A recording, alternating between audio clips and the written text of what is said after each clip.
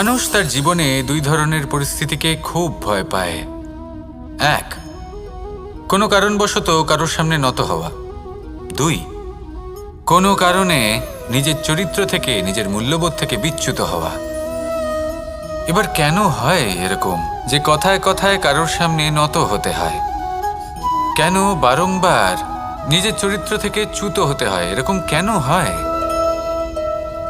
এটা তখনই হয় যখন আমাদের শিক্ষা এবং মূল্যবোধের অভাব থাকে। যদি মানুষের মধ্যে প্রকৃত শিক্ষা থাকে তাহলে এই সংসারে কোনো সময় এবং কারোর সামনেই নত হওয়ার কোনো প্রয়োজন নেই। যদি মানুষের মধ্যে মূল্যবোধ থাকে তাহলে তাকে নিজের মূল্যবোধ বা চরিত্র থেকে বিচ্যুত হতে হয় না, তা সে যাই হয়ে যাক না কেন। কোনো বালককে যদি জন্ম থেকেই সুশিক্ষার অধিকারী করা হয়, শিক্ষিত করা হয়, মূল্যবোধের অধিকারী করা হয়, তবে সে এই সংসারে এমন কর্ম করবে যাতে সে নিজেকে, নিজের পরিবারকে, সমগ্র সমাজকে গর্বিত করতে পারে। শিক্ষা লাভ করুন, মূল্যবোধ লাভ করুন এবং আমার সাথে ভালোবেসে বলুন, রাধা রাধা। এই সংসারে কোনো বস্তু হোক বা ব্যক্তি হোক, তার একার গুরুত্ব কিন্তু খুব বেশি নয়। একটা উদাহরণ হিসেবে বৃষ্টির ফোঁটাকে ভেবে দেখুন। যদি একটি বৃষ্টির ফোঁটা হয় তাহলে তার খুব বেশি গুরুত্ব থাকে না, কিন্তু যখন সহস্র বৃষ্টির ফোঁটা মেঘের মধ্যে দিয়ে ঝরে পড়ে তখন সেটা বর্ষার রূপ ধারণ করে। সেই বর্ষা যা এই প্রকৃতিকে শান্ত করে।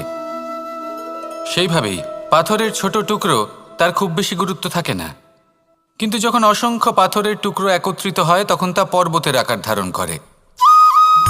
সেইভাবেই কিছু মানুষ যখন একত্রিত হন তখন তৈরি হয় পরিবার, কিছু পরিবার যখন একত্রিত হয় তখন তৈরি হয় সমাজ, যখন অনেক সংখ্যক সমাজ একত্রিত হয় তখন তৈরি হয় রাজ্য। এবার এই রাজ্যের সবথেকে গুরুত্বপূর্ণ ব্যক্তি হতে পারেন রাজা, কিন্তু তাও সেই রাজা একা কিছু করতে পারেন না। যুদ্ধ লড়ার সময় তারও নিজের সৈন্যদলকে প্রয়োজন পড়ে। কিন্তু এই সংসারে এমন একজন ব্যক্তি আছেন যিনি একাই সব কাজ করতে থাকেন, এবং সেই ব্যক্তি হলেন মা। আমাদের জীবনে একজন পিতার ভূমিকা কিন্তু নিঃসন্দেহে অমূল্য, কিন্তু আমাদের সকলের জীবনে যে ভূমিকা একজন মায়ের তা অন্য কারোর থাকে না। একজন মা একাই সন্তানকে বড় করতে পারেন, সংস্কারী করে তুলতে পারেন, তার জন্য পরিশ্রম করেন। আর এত কিছু কাজ করার পরেও তার কাজের জন্য তিনি প্রশংসা অবশ্য পান না। উল্টে যদি সেই সন্তান অনুচিত পথে চালিত হয়, অনুচিত কর্ম করে, তখন সেই মাকেই অপবাদের পাত্র হয়ে উঠতে হয়। আমাদের জীবনে মায়ের যোগদান কতটা সেটা বুঝুন। আপনাকে বড় করে তোলার জন্য উনি কতটা পরিশ্রম করেছেন সেটা বুঝুন। আজ থেকে, এখন থেকে, এই মুহূর্ত থেকে মাকে সম্মান করতে শিখুন। যখন সময় পাবেন, যখন সুযোগ হবে, তখন তার প্রশংসা করুন, ওনারও ভালো লাগবে।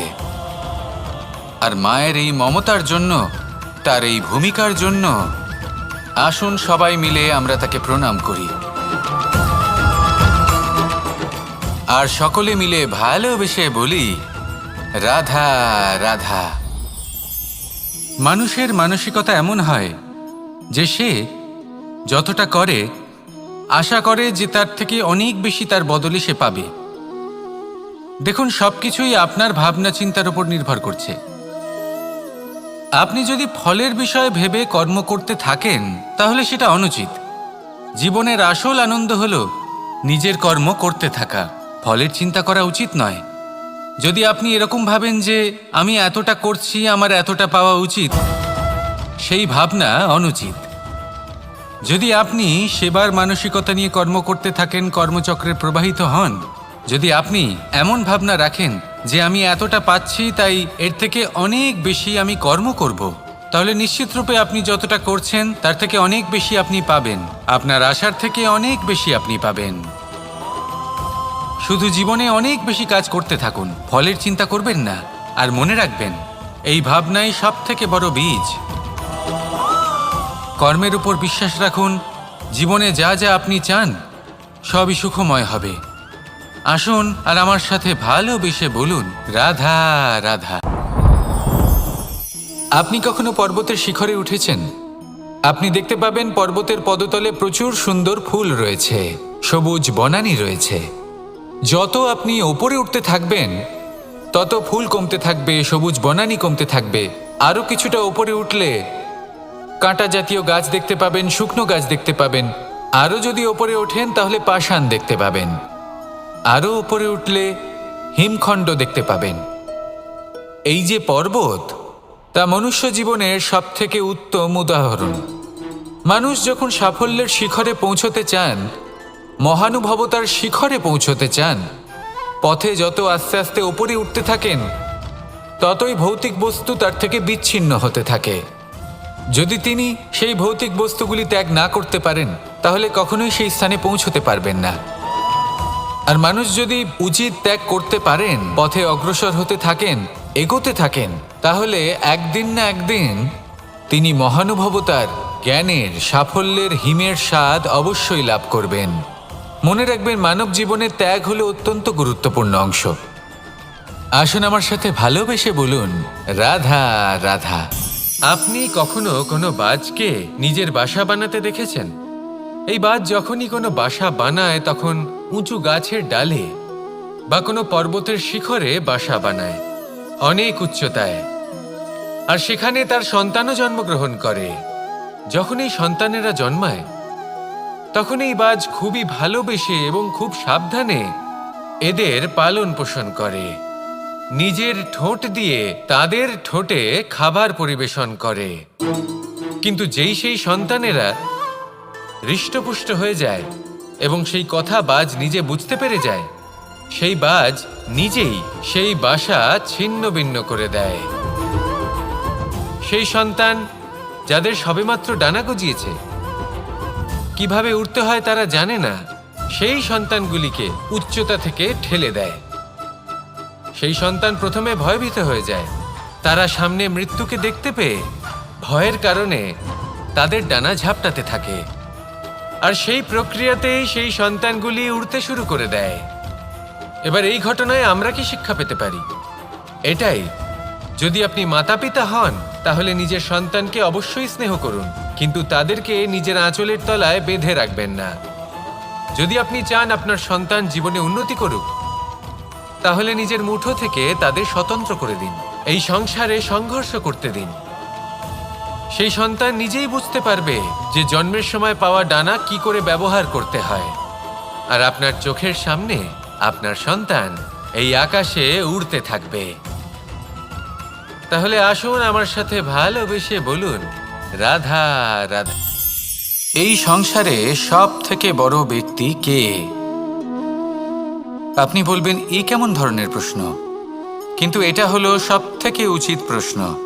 কেউ এর উত্তর দেবে যে সেই মহাপ্রতাপী রাজা, তিনি হলেন সব থেকে বড় ব্যক্তি, সেই বড় রাজনীতিবিদ, তিনিই সব থেকে বড় ব্যক্তি। আমি আপনাকে জানাই যে সংসারের সব থেকে বড় ব্যক্তি হলেন তিনি, যার সাথে দেখা করলে আপনি নিজেকে ছোট মনে করবেন না। কোনো ব্যক্তি যিনি সব থেকে বেশি শক্তিশালী, আপনি যদি তার সামনে যান তাহলে উনি আপনার অন্তরের শক্তিকে বাইরে বের করে আনবে। আপনার অন্তরের লুকিয়ে থাকা শক্তিকে জাগ্রত করতে প্রেরণা প্রদান করবে। তিনি হলেন বড় ব্যক্তি, তিনি হলেন মহান ব্যক্তি। তিনি নন যিনি নিজের বল এবং ঐশ্বর্য দ্বারা আপনাকে তার সামনে ছোট প্রমাণ করবেন। এবং সেই জন্য মহাদেব আমার আরাধ্য হলেন আমার খুব প্রিয়। কারণ রাজা হোক বা ফকির, কেউ যদি ওনার সামনে যান তাহলে সে নিজেকে ছোট মনে করেন না। আপনিও যদি জীবনে অনেক বড় হতে চান তাহলে কাউকে কখনো নিজেকে ছোট মনে করতে দেবেন না। তার অন্তরে বড় হয়ে ওঠার প্রেরণা প্রদান করুন। আসুন আমার সাথে ভালোবেসে বলুন, রাধা রাধা। সূচের শেষে একটি ছিদ্র থাকে যার দ্বারা আমরা এই সুতো পরাতে পারি। আর তারপর সূচের সাহায্যে এই সুতো দিয়ে বস্ত্র সেলাই করা যায়। কিন্তু যদি সুতোটা সোজা করে ধরা না হয় তাহলে সূচে কখনো এই সুতো পরানোই সম্ভব নয়। যদি এতে কোনো গিঁট পড়ে তখন তা কখনোই এই ছিদ্র দ্বারা প্রবেশ করা সম্ভব নয়। ঠিক এইভাবেই যদি আপনি কারোর জীবনে প্রবেশ করতে চান, কারোর অন্তরে প্রবেশ করতে চান, তাহলে আপনাকেও সহজ থাকতে হবে। এতে কোনো গিঁট থাকলে চলবে না, অর্থাৎ মনে যাতে কোনো মালিন্য না থাকে, যেন কোনো কুচিন্তা না থাকে। যদি এসব থাকে তাহলে আপনি কখনো কারোর জীবনে প্রবেশ করতে পারবেন না। আর যদি কোনোভাবে আপনি প্রবেশ করেও যান তাহলে তার মনে ঘর করতে পারবেন না। নিজেকে এই সুতোর মতন করে তুলুন, সহজ। মনে যেন কোনো কুচিন্তা না থাকে, সবার প্রতি যেন সদ্ভাবনা থাকে, শুভ চিন্তা থাকে। এমনটা করতে থাকুন। এমন একটা দিন আসবে যেদিন এই সমস্ত সংসারের ব্যক্তির মনে আপনি বাস করবেন, আর তখন এই মন প্রসন্ন হয়ে বলবে, রাধা রাধা। কথায় আছে যে এমন কোনো অক্ষর নেই যার দ্বারা কোনো মন্ত্র হয় না, এমন কোনো বনস্পতি নেই যা নিজেই একটা ঔষধি নয়, পৃথিবীর এমন কোনো ব্যক্তি নেই যার মধ্যে কোনো যোগ্যতা থাকে না। শুধু প্রয়োজন হলো যে ব্যক্তিকে আমরা খুঁজে চলেছি তাকে সঠিকভাবে চিনে নেওয়া। যদি তার যোগ্যতা, তার বিশেষত্ব আমরা বুঝতেই না পারি তাহলে আর লাভ কি রইল? এই সংসারে এমন অনেক ব্যক্তি রয়েছেন যারা ছোট ছোট অসফলতার কারণে আপনাকে এটা বলে দেবে যে আপনি কোনো কাজের নন, আপনি হলেন মূর্খ, আপনি কিছুই করতে পারবেন না। এইসব কথায় কখনোই বিশ্বাস করবেন না, কারণ আপনি এবং প্রত্যেকটি জীব এই পরমাত্মা এবং এই প্রকৃতির সৃষ্টি, যা অত্যন্ত বিশেষ। যদি আপনাকে উদাহরণ দিই তাহলে একদিকে আছে তরোয়াল, একটা বড় লম্বা তরোয়াল যার দ্বারা যুদ্ধ করা যায়, জয়লাভ করা যায়। আর অন্যদিকে রয়েছে একটা ছোট্ট সূচ, কিন্তু যে কাজ একটা ছোট্ট সূচ করতে পারে তা একটা তরোয়াল দ্বারা সম্ভব নয়। এর অর্থ হলো এটাই যে প্রত্যেকটা রচনা অত্যন্ত অমূল্য এবং অত্যন্ত বিশেষ হয়। তাহলে বিশ্বাস রাখুন যে আপনি অত্যন্ত বিশেষ একজন, আর প্রেমের সাথে বলুন, রাধা রাধা। এটা হলো ধান গাছ। এর থেকে যে চাল উৎপন্ন হয় তা মানুষ গ্রহণ করেন। আর এটা কি? এ হলো জংলি ঘাস। একবার ভেবে দেখুন, যদি এই জংলি ঘাস ধান গাছের আশেপাশে থাকে তাহলে কি হবে? ধান উৎপন্ন হতে পারবে? তা উৎকৃষ্ট হতে পারবে? আমরা কি তা গ্রহণ করতে পারবো? কখনোই নয়। এই জংলি ঘাস ধানকে নষ্ট করে দেবে, কিন্তু নিজে জীবিত থাকবে। এটাই হলো আজকের শিক্ষা। এই সংসারে যদি আপনি নীতির পথে চলতে চান, উচিত কর্ম করতে চান, সংসারকে সেবা করতে চান, তাহলে জংলি ঘাসের মতো ব্যক্তিদের থেকে সবসময় দূরে থাকতে হবে। সেই ব্যক্তি যারা দুর্নীতি এবং মিথ্যা দ্বারা পরিপূর্ণ, যাদের ব্যবহার অশুভ, যাদের অনেক অশুভ গুণ রয়েছে, তারা সঠিক নয়। সেই সকল ব্যক্তি যাদের চরিত্র অত্যন্ত দুষ্ট হয়, তারা হয় শুভ চরিত্রের ব্যক্তিকে একদম নষ্ট করে দেয়, নয় নিজের মতো বানিয়ে তোলে।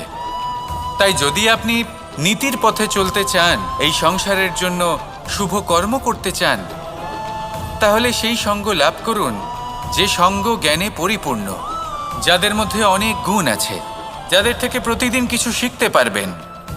এমন ব্যক্তির সাথে জীবন অতিবাহিত করুন, দুরাচারীদের থেকে দূরে থাকুন। তবেই এই মন প্রসন্ন হয়ে বলবে, রাধা রাধা। পঞ্চতত্ত্বের মধ্যে দ্বিতীয় তত্ত্ব হল ধরণী, ভূমি, যাকে আমরা ধরণী মাতা বলি। এই ধরণী ধৈর্য ধারণ করে, আর এর ওপরেই আমাদের সমগ্র সংসার নির্ভরশীল। কারণ এই ভূমি সহ্য ক্ষমতা রাখে, এর সহ্য ক্ষমতা হলো অপরিসীম। সন্তান যতই আঘাত প্রদান করুক না কেন, প্রেম পূর্বক সহ্য করে, আর তার বদলে অমূল্য রত্ন প্রদান করে। সন্তান যদি হাল চালায় তাহলে তার বদলে তাকে অন্ন প্রদান করে। এটাই হলো ধরণী। এবার এর থেকে আমরা কি শিক্ষা পেতে পারি? এটাই যে কারোর জন্য কিছু করা বা কাউকে কিছু দেওয়া মনে কোনো কামনা ছাড়াই।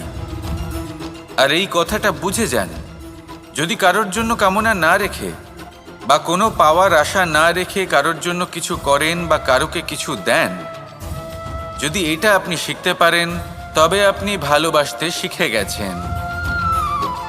আর সেই জন্যই এই ধরিত্রীকে মাতা বলা হয়, কারণ মাতা শুধু উনি নন যিনি গর্ভে সন্তানকে ধারণ করেন, মাতা তো উনিও যিনি জীবন বাঁচতে শেখান, যিনি জীবন বাঁচার উদাহরণ প্রদান করেন। তাহলে ধরনীর থেকে এই নিঃস্বার্থ ভাব শিখুন, নিঃস্বার্থ ভালোবাসা শিখুন, আর এই ভালোবাসার সাথেই বলুন রাধা রাধা। এই সংসারে আমরা প্রকাশ কোথা থেকে পাই? এর উত্তর বড়ই সরল। ভোরে যখন সূর্যোদয় হয় তখন প্রকাশের কিরণ আমাদের ঘরে এসে পৌঁছয়। এইভাবেই আমরা প্রকাশ লাভ করি। এবার এই প্রকাশের আলোতেই আমরা সারাদিনের কাজ সম্পন্ন করি। সন্ধে হয়ে যায়, সূর্যাস্তও হয়ে যায়, আর আমাদের ঘর যাতে অন্ধকার না হয় তার জন্য আমরা একটা প্রদীপ প্রজ্বলিত করি। এটাই ঘটে আমাদের জীবনেও। এবার প্রবাহমান আয়ুর সাথে আমরা আমাদের অন্তরে যদি একটা প্রদীপ প্রজ্বলিত করে নিই তাহলে বিষয়টাই অন্যরকম হবে। এবার আপনি বলবেন কোন প্রকাশের কথা বলছি যা আমাদের অন্তরে জাগ্রত করা সম্ভব? আমাদের আত্মার মাঝে প্রেমের প্রকাশ জাগ্রত করার কথা বলছি। কারণ আমাদের এই জীবন এও হলো দিনের আলোর মতো। আজ প্রকাশ আছে কিন্তু কোনোদিন অবশ্যই অস্ত হবে। কিন্তু অস্ত হবার আগে যদি আমরা আমাদের আত্মার মাঝে প্রেমের এই প্রকাশ উজ্জ্বলিত করে নিই তাহলে আমাদের সন্ধ্যাকালও আমরা আনন্দে এবং প্রেমে যাপন করব। তাহলে আসুন আর আমার সাথে ভালোবেসে বলুন রাধা রাধা।